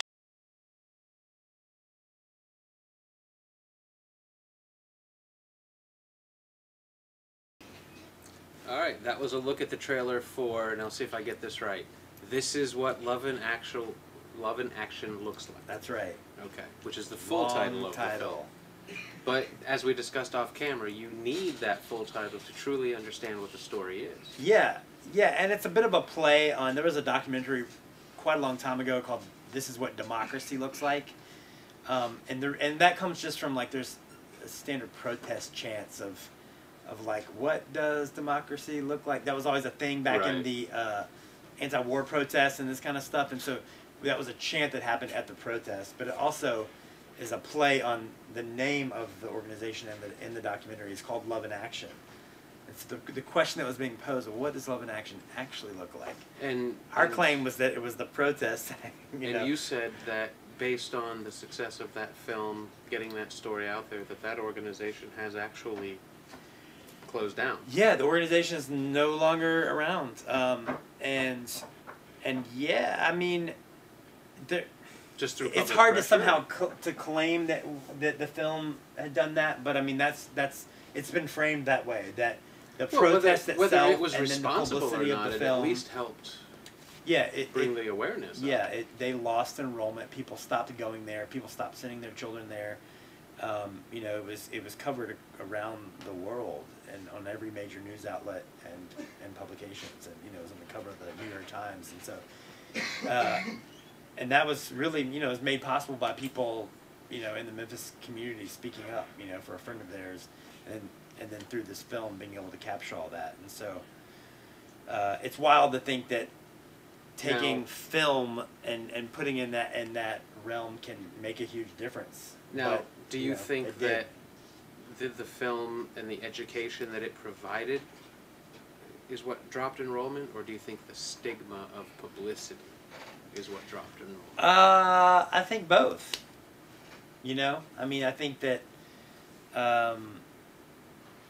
people worried about, like, oh, maybe this isn't, you know, maybe if I go there, I'll end up in a documentary. You know, I don't know. Right. There's a little bit of the spotlight being shined on something, and so people being more weary, and a little bit of just the combination of us being there and there being news about it, educating people.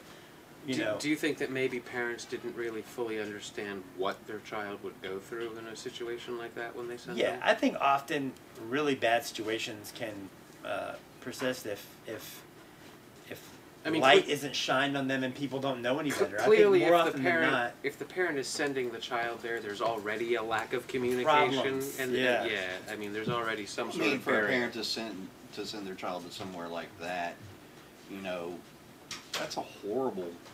It's a horrible thought. No child should ever feel like my parent wants me corrected. True. Yeah. I mean, to feel like your parent thinks that you are somehow broken or in some way something is wrong with you, that's an imprint. Yeah. And that can last the rest of your life. Well, I mean, and affect like you said, everything. essentially, it's nothing but brainwashing. I mean, that place was essentially, I would almost compare it to, you know, something like the concentration camps. I mean, you're told that you're not right for a certain reason.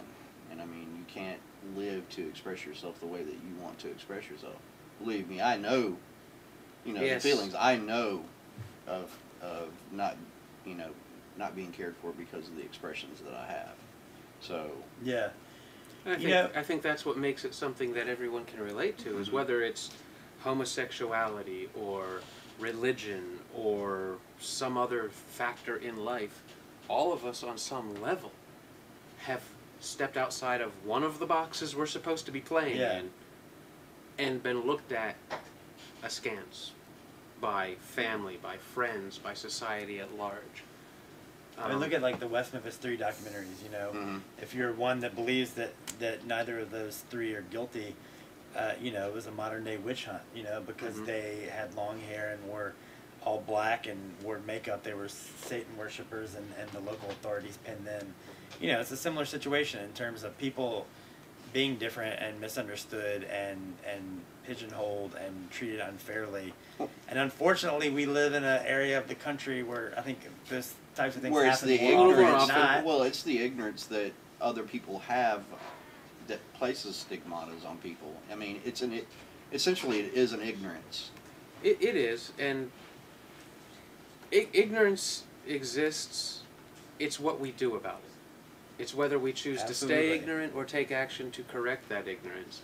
And I think, and I don't want to point fingers specifically, but I think in the South, specifically, I mean, we're at the buckle of the Bible Belt. No, you need to point at the South. And I think that rigidity... There's some problems up north too, but... The rigidity of that thinking, yeah, you're right. The closed religious rite, and everything being, you know, you can't dance, music is evil, everything is evil, everything is wrong. I mean, you're not left with anything. You're not allowed to be anything but this cookie cutter.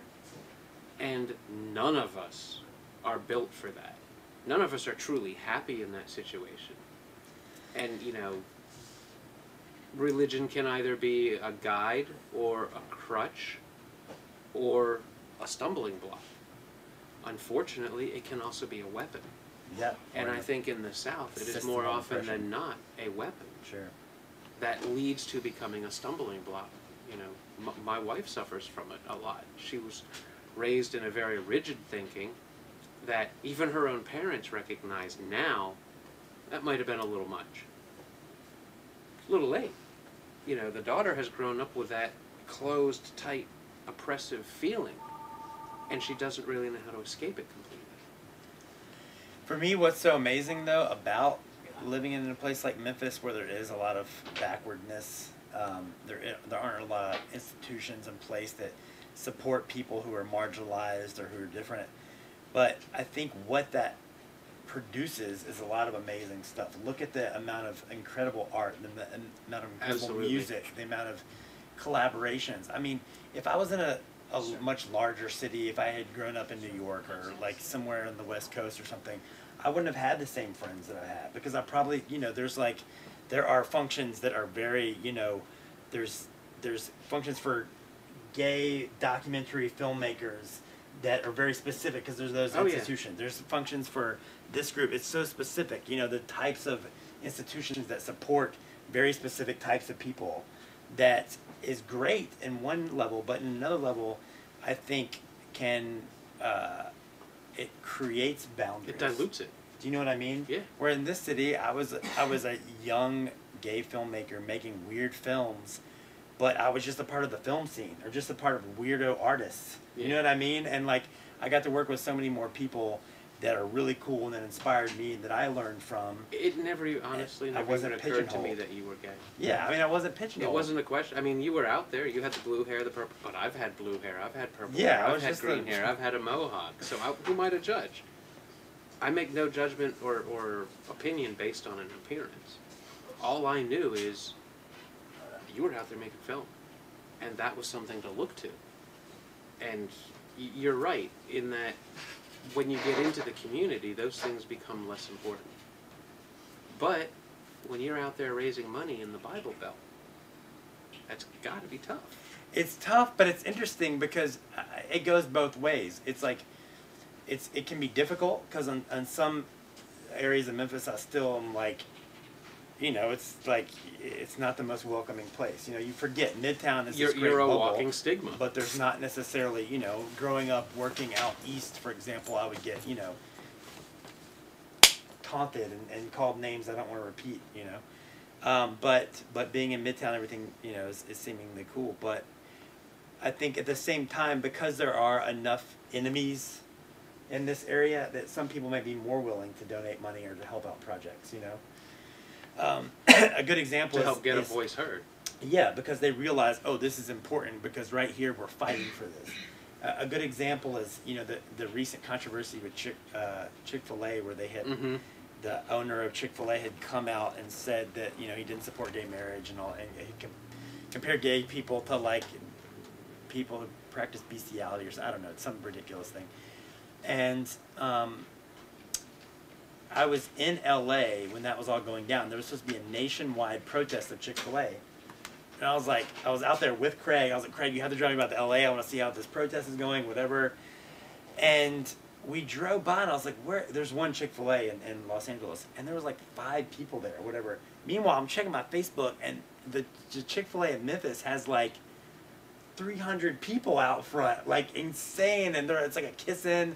People are making out and taking pictures in front of Chick-fil-A and like protesting Chick-fil-A, and it was like in areas where there is potentially more oppression or less institutions in place for marginalized people, there is, I think, a lot of times more of a desire and a true passion to fight, and not only that, but there's, you know, it's like at the protest at Love in Action, yeah, it was about this kid who was gay, who was being sent to a terrible place. But, you know, the news would even say the gay community or outrage and protesting. But most of those days, it was like 90% straight people. Because in a town like Memphis and in this day and age, there was more people willing to just say, this is a friend of ours, don't pick on them. You know what I mean? And I think that's what I love about the city in general, regardless of any of those issues. Just in terms of the communities that exist in the city, it's more about what are our common interests. You know what I mean? We're filmmakers, so let's collaborate. You know, there's less pretension here, and I think there's more of a desire to collaborate and to do things together because we don't have as many institutions in place for every specific group.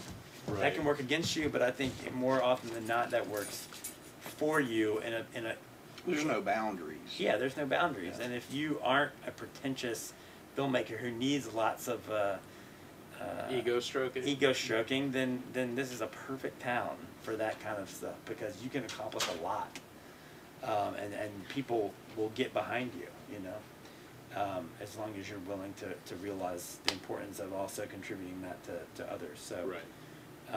That's what I love about the city, and that's why I will always claim Memphis as, you know, it's my home, you know. Well, it's a fantastic city. We've discussed in the past how Memphis seems to be the heart of this country, and you think like everything started here. You know, country music birthed out of here, Johnny Cash birthed out of here, Elvis birthed out of here, civil rights birthed out of here, the supermarket industry, the hotel industry. We're the #1 hub for shipping. Just all these things came out of Memphis and spread out and built this country. And I look at what Memphis is putting out right now, and I wonder, you know, is this what we want spreading out to the rest of our country? And when I get disillusioned, certainly I don't want to see that spread out because I see only the downside. I see how hard it is, how difficult it is. But every once in a while, I'll have that moment where that ray of sun will shine through, and I'll think, you know, I'm out there doing what I want to do. I may not be making a lot of money, but I'm doing what I want to do. I don't know that I could do that in another city. He's out there doing film. You're out there doing films. Arnold is out there hopefully doing films again soon. Ryan Parker, G.B. Shannon, Valibus. We are out here. We are doing things. And Memphis does have a film voice. It's just a matter of now getting the rest of the country to see that Memphis has that, I think. Because we do have a couple of key names. Yours, Kentucker Audley's, Craig Brewer's.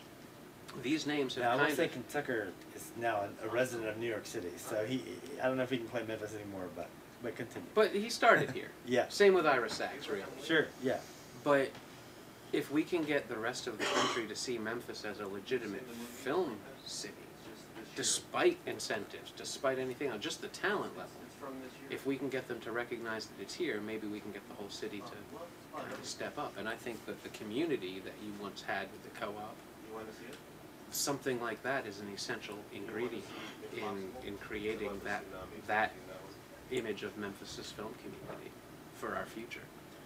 Yeah, and I think the only advice I can ever give to people who are trying to start out making films is you know, I don't think that I did it the right way or anything like that, but for me, the importance in all the short films that I made before I made the one feature, and you know, we call them experiments because literally we were experimenting and learning, and just the importance of going out there and just filming and filming and filming and cutting and cutting and cutting before you jump into making your first feature, because it's hard, you know.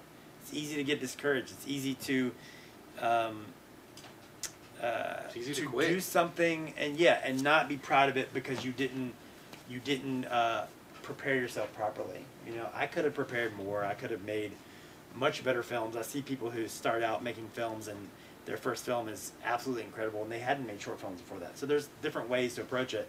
But if you're making smaller films and your goal is to, you know, specifically if you have like a script that you already know you want to make and you know you're going to make it yourself on a smaller level, still spend the time and do lots of smaller projects and work with other people and collaborate with other people, because you'll learn so much and you'll be a lot prouder of that first feature that you're going to make. You know, I think that it's so important to put in that time and learn as much as you can before you jump into it. You know, that's all I ever try to tell people. Because as much as, you know, you're talking about the rest of the world kind of seeing what's happening here in Memphis, I think that if people continue to create quality work, you know, naturally people will see that. Well, I think our city has really in the past 2 or 3 years really stepped up the quality of its work. We're seeing less films with sound issues. Yeah. You know, there was a point where almost every Memphis film was almost impossible to watch because no one had good sound. We seem to be learning. We're stepping up. We're getting better shots, higher production value, better sound. Everybody's onto their second, onto their third, you know, things like that. And I think that's showing the next generation that they can do it. And they're stepping up. Now, I kind of had 2 more questions for you. We're running a little bit close on time, but I was going to ask you what who some of your influences were. And then also maybe 1 or 2 or 3 of local filmmakers who you really have a lot of respect for and or think they might be up-and-comers, someone who could break and really become something.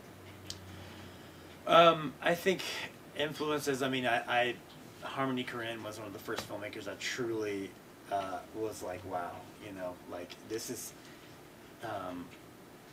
Seeing Kids was the first experience. I mean, he didn't direct Kids, but he wrote it. It was such a raw film about things that seemed so familiar, just like, you know, teenagers being teenagers. And not something anyone had really... You know, darkness, very dark film. But then when Gummo came out, I mean, that film just rocked my world. I mean, it was such an incredible... I mean, I still think it's like if like 10 films had to go to another planet as like an example of like what life was like, you know, and portrayals of like amazing things, like Gummo would have to be one of those movies. I just think it's one of the great American movies that's ever been made. It's weird, and a lot of people can't even get through it, but I think it's incredible. And then in terms of style and filmmaking on more of a cutting edge level, it's like the Dogma 95 films, Celebration, The Idiots, Lars von Trier, and Thomas Vinterberg. Those films really inspired me. So those, I mean, really, those are the filmmakers that early on I was really blown away by, and then the foreign filmmakers like Fellini, Godard, Bergman. I mean, you know, I studied them religiously, and really, I think there was less of that influence on my own work, more just I really admired their films. Mm-hmm. In terms of strict influence on my own work, it would definitely be Harmony Korine, all the Dogma 95 filmmakers, and then, you know, some of Gus Van Zant's work, and And then in terms of the filmmaker maybe that I most almost wish my own career emulated, Greg Araki, who did Doom Generation, Nowhere, Totally Fucked Up is one of his movies. And then more recently... Actually, all of them are. All of his movies are totally fucked Oh, yeah, up. well, that's the title of that one movie that I love. And then he did Mysterious Skin, and then Kaboom is, I think, his most recent movie. And I actually, at the premiere of, the New York premiere of Kaboom, I got to meet him finally. Incredibly nice guy. I love his movies. And he's one of those people that did, like, in the video era, before the digital era, but video, he shot tons of movies on micro budgets, you know. And Mysterious Skin was his first bigger movie. It was still a $500,000 movie. And so he's getting, you know, he's a filmmaker whose career I constantly followed, and he, you know, has slowly gotten larger budgets, but he just uncompromisingly always made the films that he wanted to make, and continues to do so. Yeah, Doom Generation had quite an influence on me when I saw that. What an amazing movie. He pulled no punch. Yeah, absolutely. And in terms of local folk, I mean, I think naming names is even hard. I think there's so many people locally that continue to do incredible work. Every year that I, you know, go to Indie Memphis and see these shorts programs and that kind of stuff, the work gets better every year. It's a combination of the technology being better and also people refining. I mean, people have been making films in this city for so long, and some people that I've known since I've been making films, or even previously, and they continue to improve upon their craft. I mean, you know, you guys, you know, like people I've already mentioned, Mark Jones, Brent Shrewsbury's made some amazing films, you know, Brian Pera, recently working with Brian Pera as a director is just an incredible director. I mean, he's such a, I don't know if you've ever been on one of his sets, but such an intense director and such a focused, uncompromising director whose vision is incredibly unique. What were you working on with him? Only Child. It's a film of his that hasn't come out yet, but we shot last year. And there's just so many younger filmmakers who are making short films that are amazing. I just think that, you know, if people are interested and don't know much about it, going to Indie Memphis, you cannot miss these the local short film showcases. There's so many incredible films. I mean, see any local filmmakers and films at Indie Memphis, but those local short showcases are amazing. I mean, I think they're often better than the out-of-towners short showcases and well, stuff. Well, it's all, I mean, personally, as a local filmmaker, maybe I'm biased, but I think it's important that we support the local, that we see what it has to offer, that we help it grow on the support side, not just within the community, but outside of the community, the audience, as it were. We need them out there. One of the things we've done is, you know, every time we go out, we've realized we're asking the community to support us on some level. Sure. So it's become our duty and desire to give back to charities within the community. In the past year, everything we've done, every event we've had, we've given something to the Diabetes Foundation. Because that's the community we're asking to support us. We should do something to support them. We give them art, and we give something to charity. And that's kind of the exchange we're making right now. That's awesome. Well, it's important to it's important to me to give back. It doesn't matter what charity it is. It just so happened that I chose the Diabetes Foundation because it was important to me. My next film could be something else. Yeah. I mean, I just believe in giving others that might not have something. You know, well, that's what's great about being part of a community, you know, and not just. And Memphis truly feels like a community. You know, you live here, you're a part of it. It's a big, small town, and so it really is. It's important to give and to understand the power of that connection because I mean, it's not. You can't just. You know, you burn one bridge in Memphis, you burn a lot. You don't burn just one at any time. Memphis is a place that if you give, you're getting back. I mean, it's a big family, you know. It really is. It's cliche, but and everybody kind of knows everybody on some level, or at least is one or two steps removed, or no more than one or two steps removed from everybody else. So it really is, and this is something we've discussed in our acting classes lately. It's that emotional intelligence.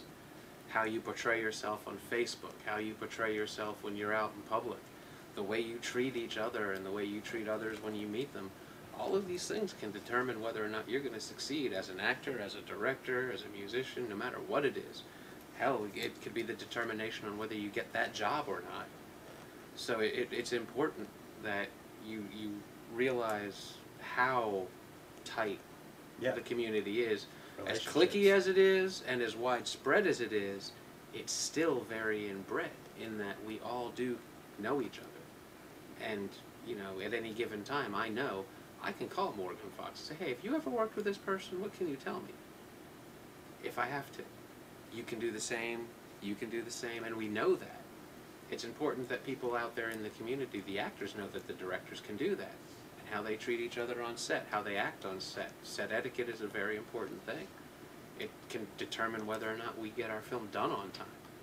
And if you're looking at a budget, then you're looking at a schedule. Yeah. Plain and simple. It's not just go out and shoot what you want to shoot for as long as you can shoot. So, with that being said, I think we are winding down. Winding. I really appreciate you coming out, Morgan. Yeah, thanks for taking having the time. I know it's not easy to just give up 2 hours, especially when in this industry you pretty much have to spend every waking hour trying to make it happen. That's right. I really am glad you came out because thank you for having me, and I appreciate what you all are doing. And well, thank you. Yeah. We've known each other a long time, but we don't talk a lot. But I do want you to know that I pay attention. I'm very supportive. I love that you're out there doing what you do. Thank you.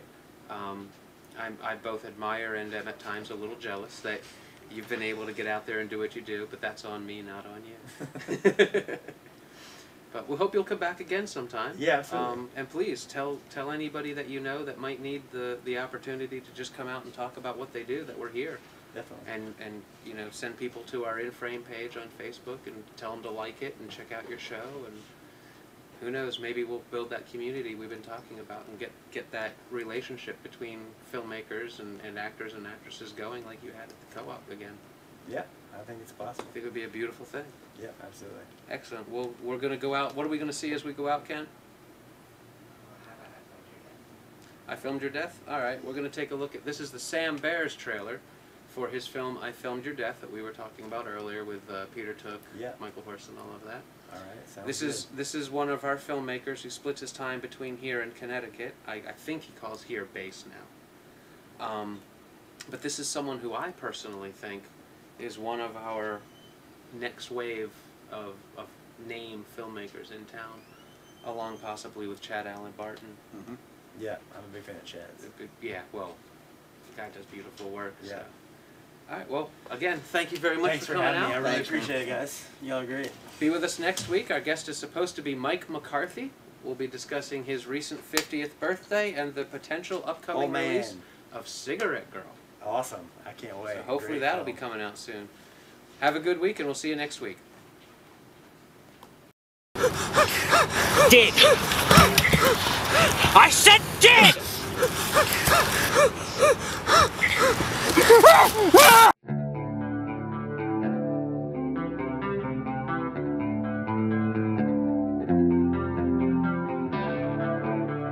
The picturesque hamlet of Bolton, Connecticut. Your typical New England town. However, under its beauty is a tragic history.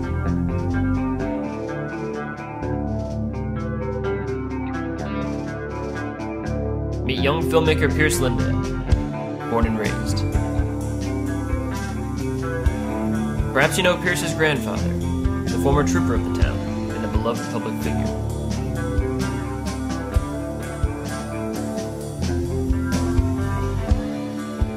Pierce's friends have just helped him make a movie, and it premieres tonight. Not everyone is happy about it. This could be the best night of Pierce's life, had he only known. I Filmed Your Death.